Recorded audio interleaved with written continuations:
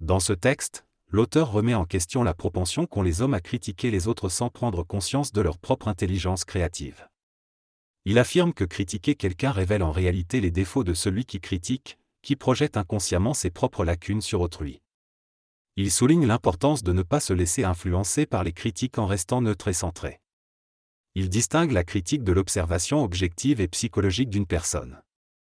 Dès que l'observation permet d'apprendre quelque chose, tandis que la critique est souvent destructive.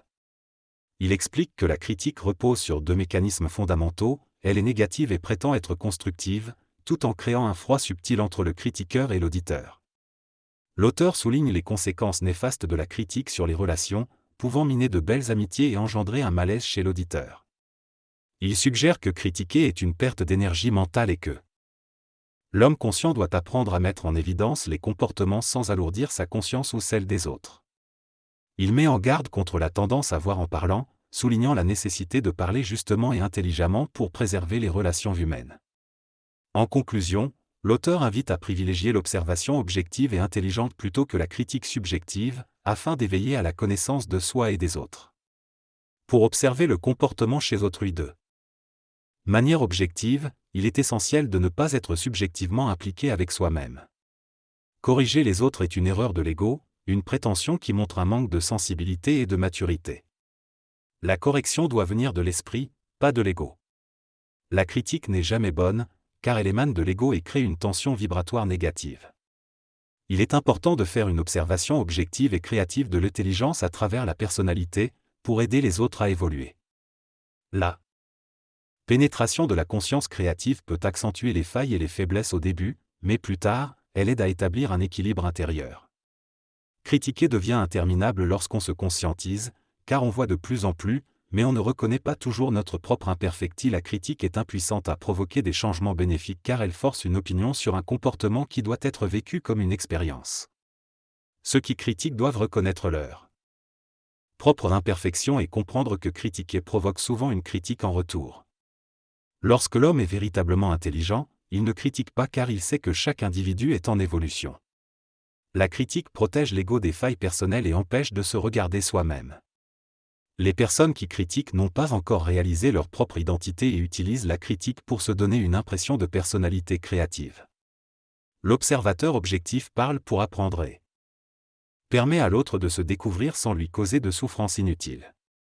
La critique peut permettre à une personne de comprendre pourquoi elle critique et de réaliser que c'est un besoin d'expression. Cependant, celui qui se conscientise réalisera que l'expression peut également causer de la souffrance et abandonnera progressivement la critique. L'homme doit réaliser que l'ego a tendance à critiquer et cela crée des difficultés pour les hommes de travailler ensemble. La critique empêche de voir le meilleur chez l'autre et ne met l'accent que sur ce qui doit être changé. Certains êtres spirituels évitent de critiquer par amour, mais cela les empêche de faire face à la réalité sociale. Ils se coupent de la réalité et deviennent naïfs. L'homme doit apprendre à regarder les autres sans les critiquer et sans se fermer à la réalité. La critique et l'attitude naïve sont toutes les deux dangereuses. Il est important de reconnaître la nature humaine et de bien vivre sa vie sociale sans se laisser influencer par la critique ou par une spiritualité aveugle.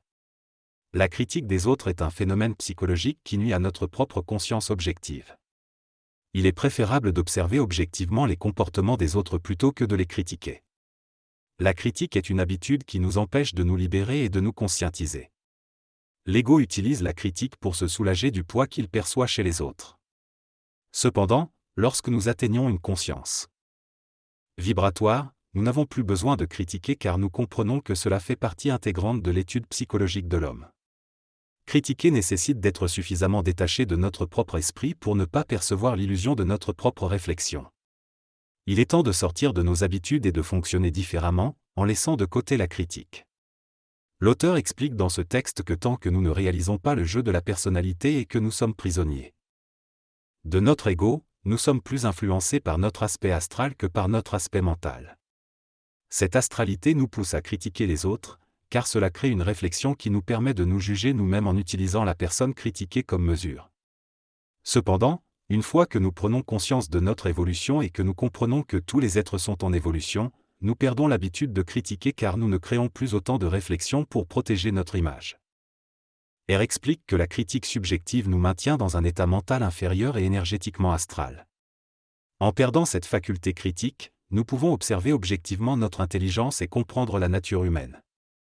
L'auteur considère que la critique est remplacée par une observation objective qui sert à l'avancement de la pensée supramentale et à l'instruction objective de l'homme. Ainsi, la communication entre les hommes devient plus créative et mentale. L'auteur souligne également que l'être supramental ne veut entendre parler que de sujets constructifs et intéressants et que la critique ne l'intéresse plus car elle est considérée comme une parole morte. Enfin, l'auteur affirme que celui qui a appris à ne plus critiquer pourra étudier l'homme et trouver un plaisir infini dans cette étude, en comprenant les mécanismes subtils qui façonnent le comportement humain.